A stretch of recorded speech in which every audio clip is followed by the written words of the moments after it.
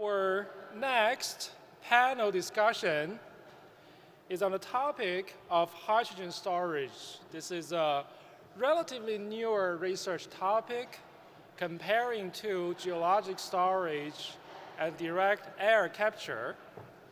Yet, in the past few years, it has received a lot of new research interests, and even a whole spectrum of color coding of different hydrogens. So today, we have invited experts, and they will discuss the innovation, the challenges, and the future opportunities of hydrogen storage. In the panel, we have Nico Bouwkamp, the Business Development Manager of Hydrogen at GTI Energy. We have Wesley Lien, Senior Director of Business Development at Novohydrogen, and we have Mallika Mukundan from Chevron New Energies. The moderator today is John Thompson, Senior Science Officer from California Council on Science and Technology. Thank you.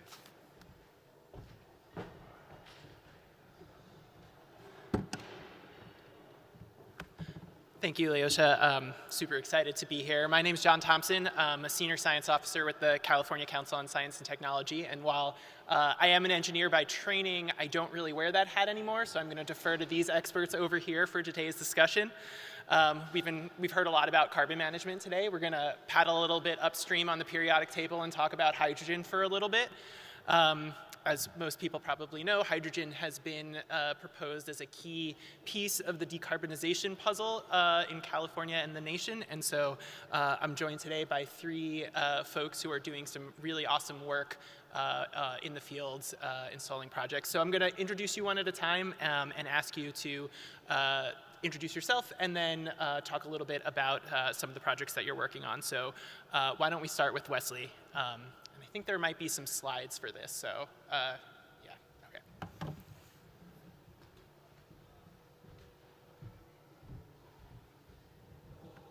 Thanks, John.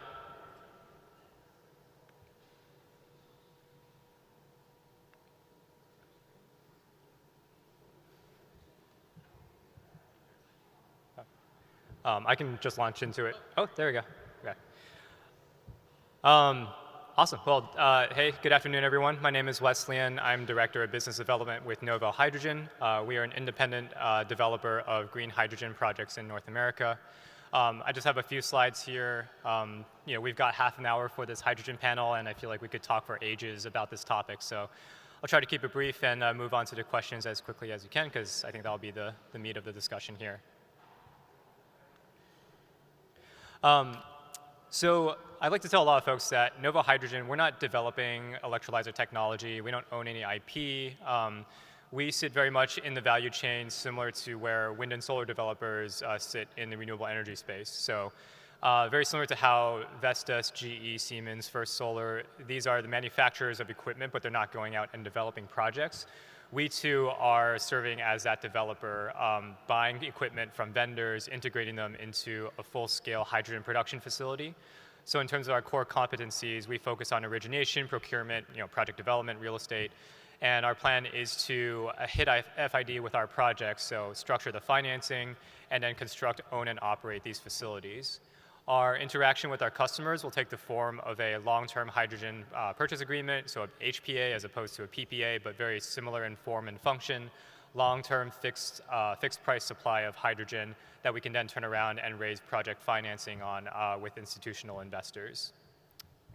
I think my area of focus for this panel will be sales and marketing, so that's where I spend most of my time talking to potential users of hydrogen, and this has been a huge topic of focus for the sector over the past 3 years.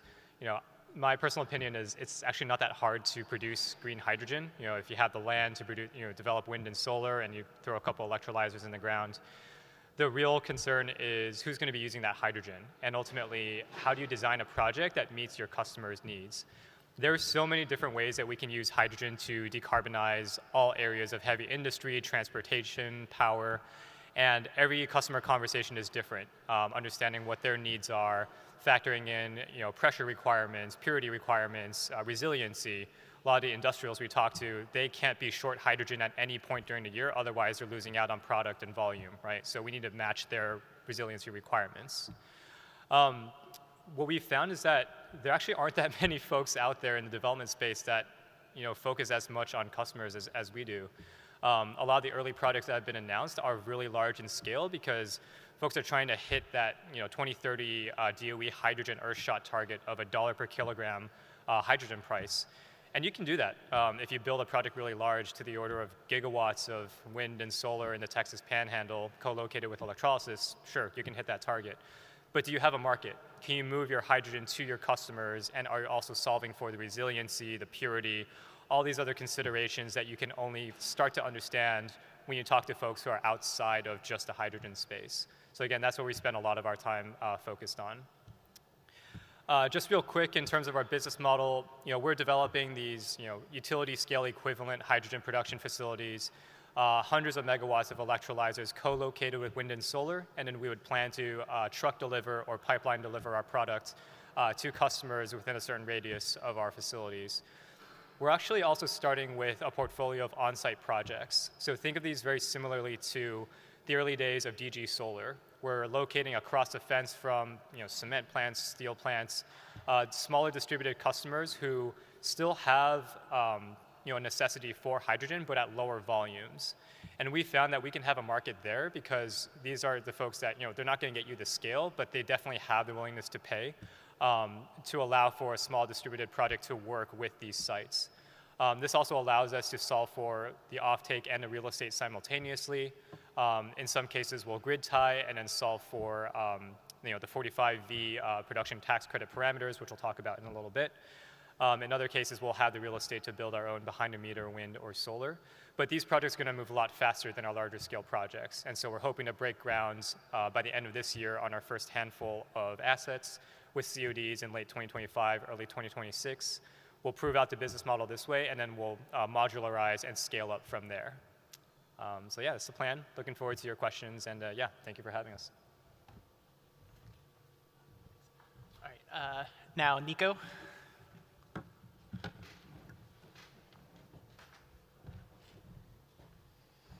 Good afternoon, everyone. Everyone awake? I just had a pretty good-sized lunch, and I'm glad I'm standing here and not sitting down having to listen to my talk here. Well, let me ask you a question. Who of you is familiar with hydrogen? A few of you. Well, for those that did not raise their hand but that didn't know, hydrogen is in your DNA, so you can't escape it. So whether you like other fuels, hydrogen is always there. What I got to say a few words about is about Sustain H2, which is about underground hydrogen storage, and an initiative that we are working on is GTI Energy. And GTI Energy, by the way, is the new name of Gas Technology Institute, or GTI. And we're based out of Illinois. I'm actually based out of the Sacramento area. And I was asked if I could participate and bring up a few points around our efforts on subsurface hydrogen storage. I won't try to remind you what Sustain H2 stands for, but you can read it here on the screen, and I think the slides will be shared afterwards, so you can browse through it at your own pace. Let's see.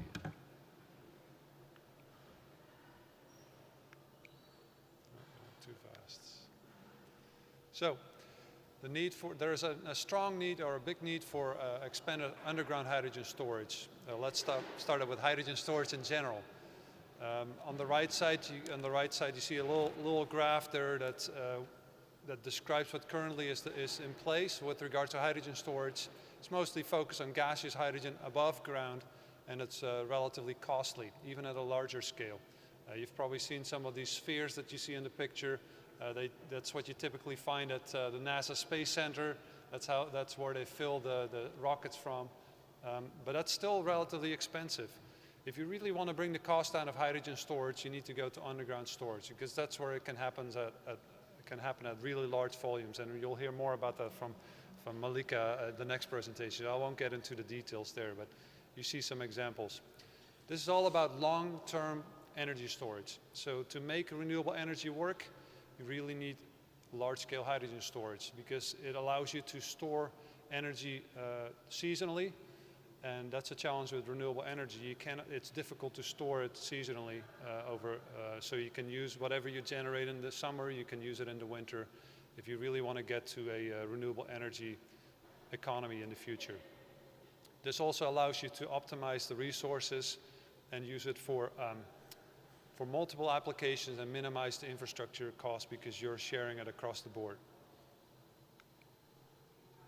So the objective of this initiative of Sustain H2 is to really accelerate the deployment and the cost and to do it safely and also cost effectively. And there are quite a few items related to the vision. I won't get into the details, but it covers a lot of the areas that we heard about earlier today that apply to carbon storage.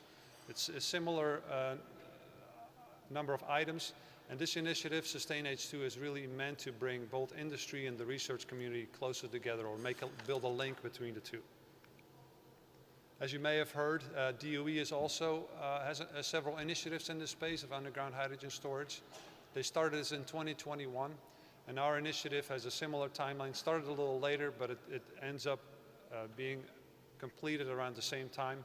We also aim for pilot projects in 2027, and we align our efforts with other efforts in the space. The DOE's efforts are called SHASTA, is the abbreviation for one, and there are also several national labs working on this topic as well, but we're coordinating with them, making sure that we're aligning and not like reinventing the wheel, for example, because it happens quite often that folks reinvent the wheel, do exactly the same thing as been done before, and they find out afterwards, and everyone is throwing their hands up in the air and trying to make sense out of it. So we're working hard to align and to complement all these efforts and not come up with new things. The focus at the moment is on establishing industry partnerships, because we really want to make sure that there is realistic input. Data is being used from existing locations. As you may know, there are a few large-scale underground hydrogen storage projects. I won't mention the one that Mallika is going to refer to, so I'll leave that to her, so I'm not taking away her thunder.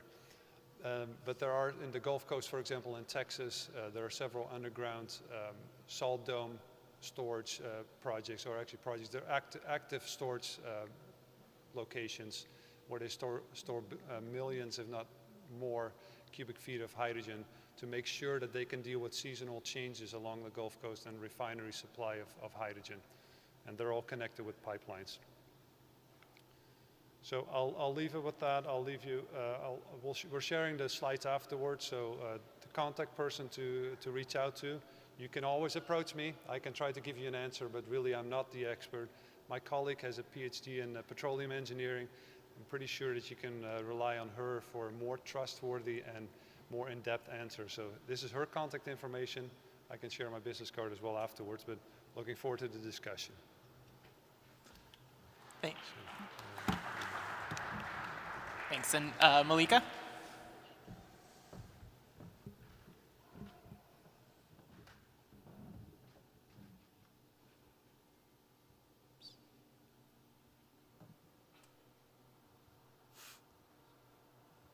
So good afternoon to you all. Again, I hope all of you are awake. It's after lunch. I'm Mallika Mukundan. I'm the commercial manager for hydrogen with Chevron New Energies. I'm based out of the West Coast office in San Ramon, California. So really excited to be here today and talk to you as part of the CERC Carbon Management and Energy Innovation Symposium. I'd like to start from a higher level, introduce you guys to Chevron's overall energy transition strategy. Our focus in this area is largely twofold. We are focused on lowering the carbon intensity of our own operations. What this entails is a very systematic selection of projects through the carbon abatement process we have in place, which is the marginal abatement cost curve methodology, in order to reduce our Scope 1 and Scope 2 emissions that are coming out of our own operations. We've got very solid targets in this space for methane management, for greenhouse gases, and this is something that's monitored on a very regular annual basis. And additionally, as you can see on the right, we are focused on investing capital to grow new lower carbon businesses. And this is so that we can spur choice in the market in terms of lower carbon energy as well as solutions that customers can avail for. Part of this is the efforts that we are putting in order to double our capacity in bringing renewable fuels to the market. So this is renewable natural gas and renewable diesel, act as drop-in replacements to conventional fuels, but also the efforts that we are putting together through Chevron New Energies, which is to build a new line of business in hydrogen, carbon capture and storage, as well as explore opportunities in really nascent areas like advanced geothermal. Chevron hopes to support this broad energy transition strategy with a spend of about $10 billion from today going up to 2028. This roughly divides up as $2 billion that's spent towards internal abatement projects and $8 billion to grow these new lower carbon lines of businesses. So how do we then view hydrogen? Chevron views hydrogen will play a very critical role in this future energy mix as a lower carbon solution provider. We expect that as the energy transition progresses, as technology improves as well as policy enablement becomes more solid, that the demand for hydrogen is going to grow. The chart here that I'm showing is from the International Energy Agency. It shows the projected demand for hydrogen going into 2050. And it says basically 12% of the total energy consumption in 2050 would come from hydrogen. And this is a staggering threefold growth from where we are today. So essentially, we collectively need to spur projects that can meet this forthcoming demand for hydrogen. So I've touched upon the strategy. I've told you guys what we think about hydrogen as a lower carbon solution provider. Now let me give you some very tangible examples of actions that Chevron is taking in the hydrogen space and specific to the US West Coast. So starting from in the area of mobility, Chevron is partnered with Iwatani, and collectively we are trying to co-develop hydrogen fueling stations in California. Chevron is bringing the land as well as the capital to build these fueling stations, while Iwatani is going to provide the immediate hydrogen supply, as well as look to maintain these sites. These are going to function as Chevron owned and operated retail stations. And initially, they're going to service light-duty vehicles, but with the flexibility to expand capacity and service to support heavy-duty trucks. Chevron aspires to backfill the supply of hydrogen for these stations in coming years with its own production. Now, staying on in mobility, but talking beyond heavy-duty trucking, we have a partnership with Progress Rail. We are trying to undertake a pilot where we can demonstrate the utilization of fuel cell technology in locomotives. This is happening in Barstow, California. And then specific to marine applications, we have a partnership with ZEI Industries, which is Zero Emissions Industries, which is deploying fuel cell technology and the use of electrolytic hydrogen in the marine environment in passenger ferries.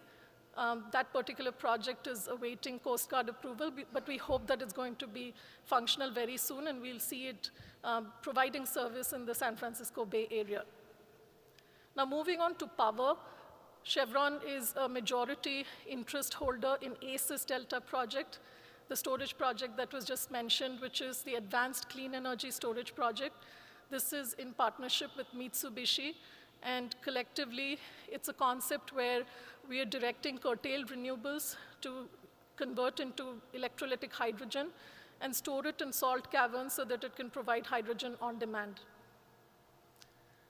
Speaking of another neat demonstration project, we have a 31X project happening here in Central Valley, where we are showing essentially co-blending of hydrogen with natural gas, attempting to show higher percentages, going up to like 60% in coming years in a turbine engine environment.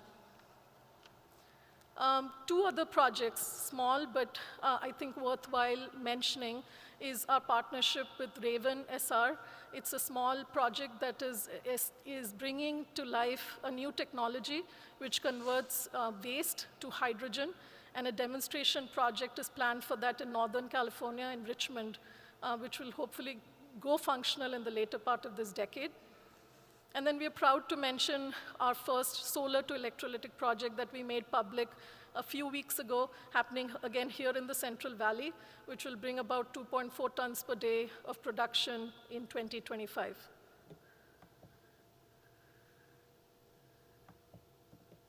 Okay, doesn't want to. All right.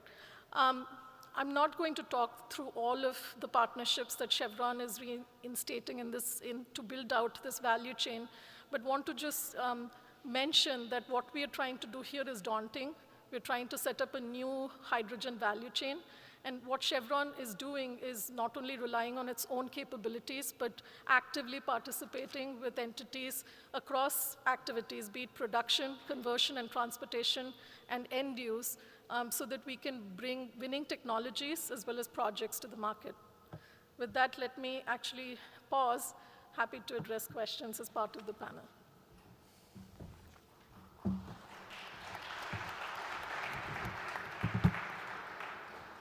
Thanks for those presentations. We're already way past the halfway point of this session, so we'll try to get I'll give you guys a couple questions, and then we can maybe hopefully get one or two from the audience.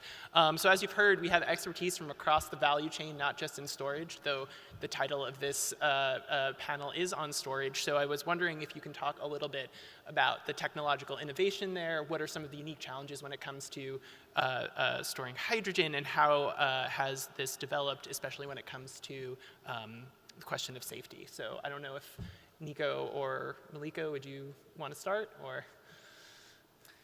I can just speak to the ACES Delta project. I want to recognize that it's a very new project. The investment decision was something that was concluded last year.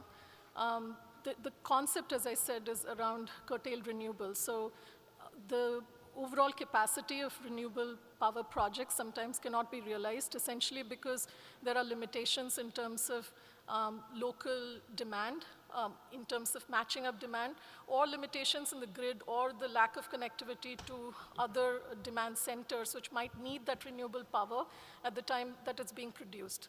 So hydrogen essentially plays that role as that critical storage media, which can be produced from the renewable power and then be stored in salt caverns. So the presence of salt caverns was what actually differentiates the ACES Delta project and makes it what it is. Because in terms of technical feasibility, my understanding is that is where it's technically feasible. There are obviously industry guidelines that are present today which speak to the storage of hydrogen in such cavern environments.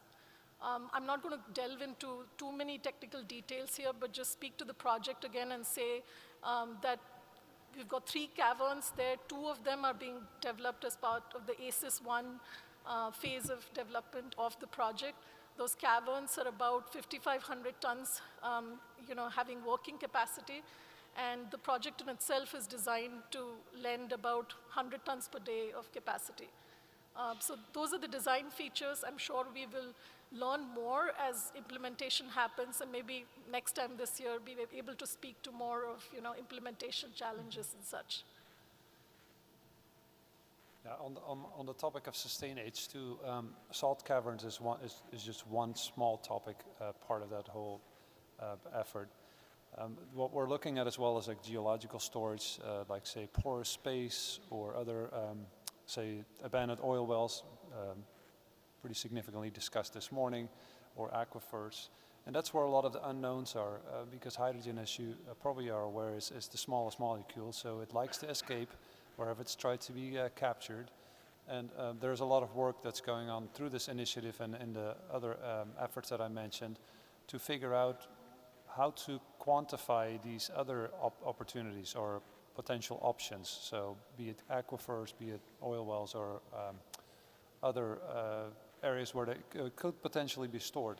So that there's a lot of data that needs to be figured out to do it safe, obviously do it safely and do it economically. There are options, but there is work that needs to be done, and that's what we're involved in. So on the innovation side, that's only underground, because above ground there's a variety of options as well that's not really explored. And right now we're really talking about pure hydrogen. We're not talking about mixtures with anything else, and the pipeline network is tied to that as well, and there are similar challenges there as well. Do you want to? I'll just check that this is on. Yeah, just maybe to highlight something that might be obvious to folks, but this is unlike the electric grid, right? We don't have common infrastructure for hydrogen. If we did, storage would be a much less significant issue, but we don't have that infrastructure today. Most of the market trades on a bilateral basis, and again, many customers require a lot of resiliency. So hydrogen storage is absolutely critical, especially in these early innings of the hydrogen sector. Whether it's above ground, underground, like we need that solution set to come to the table if we're going to make this market scale to what we need by 2030. Great. We can talk about this all day, but we're almost out of time already. So I was hoping maybe we can start with Wesley and say a few words about how you view the current policy landscape when it comes to supporting the deployment of a new hydrogen economy, and what should state policymakers, since we're in California, be thinking about when they are approaching these questions? Save the most complicated question for yeah, us. I know. Okay, so there's a $3 per kilogram tax credit that was passed as part of the Inflation Reduction Act. That $3 value is tied to the carbon intensity of the hydrogen produced. The lower your carbon intensity score, the higher the tax credit, up to $3. Treasury has recently released guidance on what qualifies green hydrogen as green if you're tied to the electric grid. Current guidance is pretty strict. There's three principles, three pillars that have been proposed. Number one is regionality. So you must be procuring renewable electricity from a generator that's located on the same electric grid or in the same balancing authority. Hourly time matching. You need to match the production of hydrogen on an hourly basis to your consumption of renewable power. And then additionality. You can't be pulling renewable electricity that's from an existing wind or solar generator. You need to be building a new facility or something that's been built within the past 3 years. These are, quite frankly, pretty difficult to meet. We at Novohydrogen don't think it's a fatal flaw to the emergence of a hydrogen sector in the US, but it definitely makes it harder to build grid-type projects and incentivizes the production of or the development of behind-the-meter wind and solar co-located with electrolysis technologies. So in terms of California and where hydrogen opportunities are here, obviously we have a lot of really great solar resource here. We also happen to have a grid that's highly congested, where interconnection timelines are multiple years in length. This provides a great opportunity to naturally move towards behind-the-meter solar co-located with hydrogen production. And I think making its way through the legislature are various definitions of green hydrogen, but from what I've seen, they tend to be trending in line with where current 45E guidance sits. Yeah, I align with what the CERC gentleman, Mr. Haney was mentioning. Like California has pretty lofty goals, but then when it comes to practicality of legislation or policies, it's a little off. It's trailing a little behind. The tail is kind of like not following along very well. So there's a lot of work that could be done. I would say the goals are good to challenge industry. Practically, there is a lot of work that needs to be done. An example was referenced earlier. I would say to keep businesses in California and make them do it here, there is a good amount of work that needs to be done, because in the hydrogen space already, for mobility specifically, there are companies building hydrogen production and liquefaction and distribution capacities, and they're doing it outside of California for the sheer fact that they cannot meet the timelines in California right now. It takes too long to realize it and serve the California market to meet its target, whether it's for vehicle OEMs or for others that have targets to meet, and they will be exposed to penalties if they don't meet it. So they have to do it outside of California in a lot of cases. Really got anything to add quickly? I just want to say I agree to everything that's been said. I would just like to add something that's become about almost as a theme in some of the panels before us is just generally, I think as far as policy is written, it's helpful when it is kept less stringent, especially as it's trying to spur a really new market here. But aside from that, one that does not pick winners and losers, but is set up in a way where it provides support for broad-based innovation. I know we started this a little bit after 1:30, so maybe we have time for one quick question before we move on to the next one. Thank you. I have a question for the panel. Is there any other questions? I have a question for the panel. So, do we have a good understanding for the geologic storage in the permeable rocks? How much hydrogen can we actually get out of the subsurface? You mean after injecting it? After injection, yes. I don't have the answer, but I can find the person that does have the answer for you. I already told you kind of the way the ACES Delta project is designed. Nothing more to add there. Specifically in terms of how there is basically a working capacity of hydrogen, and there's some cushion gas. And those ratios are something that will need to be studied. And I think it's, again, an opportunity to be discussed once the project goes operational and we really have some tangible data to support such a conversation. Yeah, and that's similar in the natural gas space. That's much better understood, but there's work to be done in the hydrogen space specifically. What they said. All right. Well, we barely scratched the surface here, but I just want to thank the panelists for taking the time to share their work and look forward to how this conversation continues to develop.